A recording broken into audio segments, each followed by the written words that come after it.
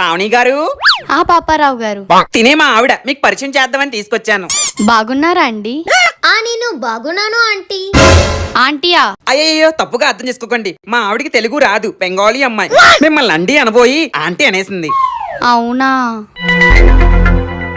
మీది కుక్క? మాదేనండి కుక్క. నాది మా భర్తగాడికి చాలా సార్లు చెప్పింది మనము కూడా ఒక కుక్కని ఉంచుకుందాము అని. నీ దుంపదగా, అది ఉంచుకుందాం కాదు, పెంచుకుందాం. మీది కుక్క అన్నము తినడము అయినట్టుంది, వెళ్ళి దాని మూతి నాకండి. నన్నే మూతి నాకమంటావే? భర్తగాడు. భర్తగాడు, క్షమించండి, మూతి కడగండి అనబోయి నాకండి అనేసింది. తెలుగు రాదు కదా, ఈ ఒక్కసారికి ఏమి అనకండే. అనాల్సిన తన్న కాదు, నిన్ను సంతలో దుంపలమ్ముకున్న మొహమోడా.